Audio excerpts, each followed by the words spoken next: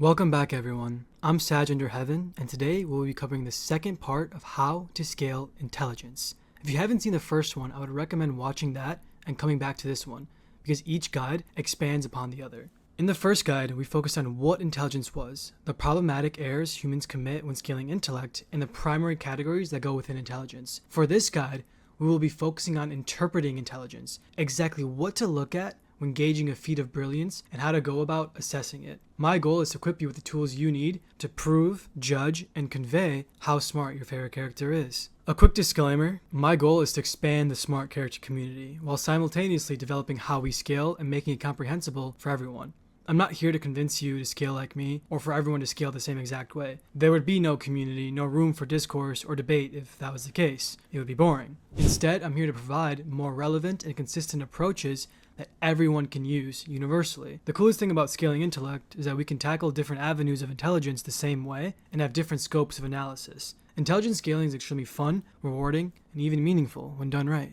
Okay, let's begin. First thing we need to understand is that scaling intellect should be perceived as situational and within the given context, a case-by-case approach. Why? Remember, the utilization of intellect has infinite outlooks. It wouldn't be accurate and valid to have a fixed approach for every possible situation. It would demerit certain feats and amplify others, depending on the subjective qualifiers you establish. So, it's best to eliminate any preconceived notions or systems of scaling that you possess. Remember, assessing everything case by case is key. Now, with that being said, what is the best approach to scaling? It's something that I call the Trinity. To begin, the Trinity is not a system. Instead, it's an approach that covers all relevant grounds and facets of intellect. It's a universal perspective that balances the objective with the subjective. Everyone has different opinions, and we all gravitate towards different aspects of intelligence that we value over the other, and we have to respect that, while trying to be as objective and critical as possible. So, I developed an approach that can allow people to scale their favorite characters however they want, while still covering the relevant elements of intellect. You have all the control here. What exactly is the Trinity? The Trinity covers the three most vital aspects of intelligence scaling. Every system of scaling, every approach, and every perspective can be decomposed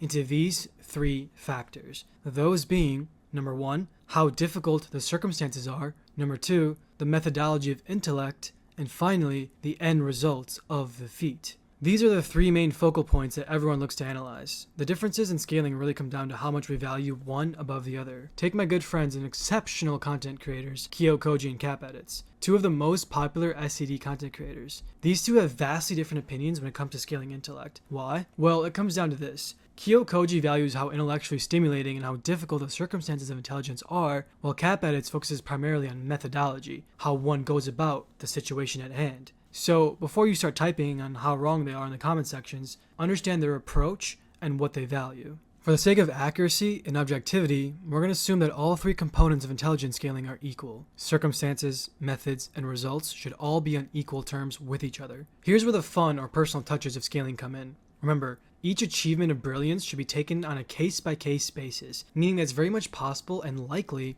that each feat has a component of intellect that surpasses the other. It's your job as a scaler to determine the ordering of the hierarchy of each element within the Trinity, for each different feat and how relevant each one is. Take for example Liar Game. The methodology of Liar Game far surpasses its circumstances and end results. While a series like Death Note hinges upon how difficult the situation is, it would be unfair to take one above the other. Instead, we should value it based on what the feat indicates and what it's trying to convey to us in the first place. I try my best to value all three equally, but again, I want to give you room and freedom of choice. I want everyone to have fun with this while still striving for truth and accuracy. This will allow you to buff any character of your choosing because you underscore their true potential. Now, let's break down what each different criterion of outsmarting means, starting with circumstances. When scaling circumstances, it's important to highlight the overall context of the feat, exactly what is going on, the adversity being faced, how much pressure and emotional toil one is facing, the individual goals and sub-goals a character is looking to achieve, even the goals or conditions that need to be fulfilled simultaneously, the competency of the opposition or just the competition in general, what exactly they overcome, what was at stake, how novel the situation was, the uncertainty of the situation, the variables that impede one's success, and these variables are not contingent just on human or adversarial elements. These can also be overwhelming resources, influence, fulfilling specific conditions, the limitations each character is forced to work with, and just about anything that provides obstructions to one's ingenious aspirations. It's impossible to break down a character's methods and end results without contextualizing what they went through. So these were just general examples and conditions that I laid out, but it can be pretty much anything you think of that adds to the difficulty of the feat. Depending on the feat itself, there could be even more factors that I didn't list off. I'm now going to show you guys how to analyze the contextual adversity within feats. We're just going to break down the contextual adversity and not anything else, so no methodology or no end results. Purely the circumstances, starting with Light Yagami's iconic potato chip scene. I decided to use this one as it's both iconic and easily digestible. Keep in mind that I'm not going to go too in-depth with this analysis. I'm just going to be providing a general outline that can be duplicated within other feats. Okay, so number one, let's lay out the general context. Light Yagami's room is wiretapped. He's being watched by 64 cameras all from different angles, and the one behind this operation is L. Lawlet. He's watching in a separate area via monitors. The competition in this circumstance is L, but more importantly, it's L's observational skills that Light is up against. It's important to highlight and contextualize the specific forms of intellect that are relevant to the situation that the enemy is using. Imagine if we replaced L with Yuichi. Yuichi is great in terms of manipulation and deception, but he's not on L's level in terms of observation. Yuichi's ability to manipulate or deceive doesn't have any relevance in L's position, meaning that the opposition and their name don't matter as much as the exact skills, resources, and intelligence the person possesses and is directly using against you to hinder you in any way. In this case, the obstructions and difficulty come from L's peerless observation skills, the 64 cameras, and the wiretaps. Let's keep going. The Death Note allows Light to control the time of death, but Light cannot rely on that privilege since L knows that Kira can control the time of death. This would be an example of a limitation that Light has to overcome. Light has to prove to L that the criminals are being killed while Light is under surveillance. This would be an example of a goal that needs to be accomplished. L will be paying attention to whether or not Light was watching the broadcast if the state of death continues. If a criminal broadcasting on TV dies, L will infer that Light is likely Kira. But if the criminals stop dying when Light is being watched by L will also infer that Light is likely Kira. So either way, Light will be convicted. It will thus boil down to Light being able to eliminate criminals while giving L the impression that he had no knowledge of them. If you remember point 4, I stated Light's main goal. This is an example of the same goal, but now we extracted some difficulty or adversity from it. We added that Light has to also give the impression that he has no knowledge of the criminals being executed. Another limitation, another factor, another condition that needs to be fulfilled. It's important to extract how difficult the goals are in order for us to understand the entire scope of adversity.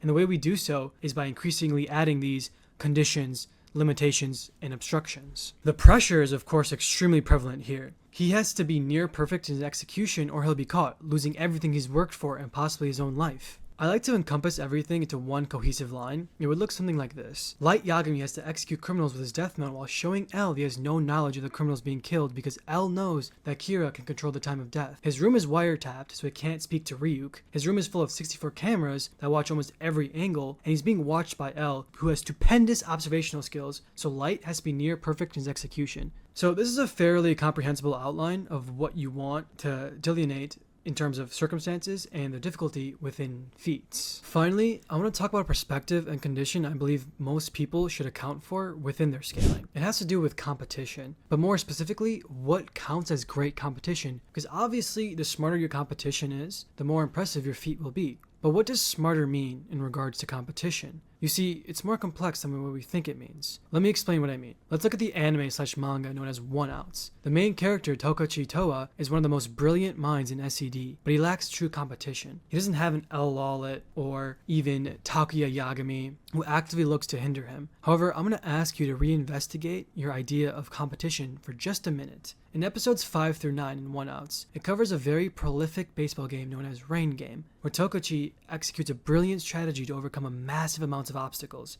If you diagnose a strategy and start thinking about his competition, none of them would be on the level of L. Lawlet, let alone Takuya, not even Mello, Ryun, or Nagumo. Now, what if I told you there are specific instances where one's competition can be just as devastating and difficult to overcome as the characters I just listed, even though those characters I listed would no-diff them in a general outsmarting situation? Enter Itsuki Takami, the main competition to Tokochi in Rain Game. Nobody in their right mind would put Itsuki Takami ahead of any relevant character within the SCD community. He would lose to everyone, but in this instance, within a baseball game, he's arguably even more competent than a Takuya Yagami, Mello, or Will Graham type character. He provides an even more strenuous challenge than the other three within the specific circumstance of a baseball game. Are you starting to understand my point? There's a concept known as crystallized intelligence, where one uses the knowledge that has been built up over time and applies it to different fields of expertise. Itsuki does this within the realm of baseball. You see, Itsuki is known to be a prodigy. He has unique skills and talents that apply to baseball. He even reasons out what Tokichi is up to and can strategize countermeasures because of his immense knowledge of the game of baseball. In this case, the term outsmarting transpires through a baseball game. Imagine we replace Will Graham for Itsuki in this case. There's no possible way Will Graham can be as formidable as Itsuki in this specific case of a baseball game. Even though Will outsmarts overall, he does not have the skills and knowledge of baseball, rendering him useless. So the main point is that sometimes characters with immense crystallized intelligence that is applied to a specific scenario can triumph over characters who are known to be smarter in a general sense. With this perspective, we can conclude that Tokuchi Toa does have competent competition. So that's going to do it for this guide. Don't worry, I don't plan on taking another 7 months to release the next part. The next part will cover methodology and end results. I hope this video was insightful and helped you guys in terms of scaling. Take care.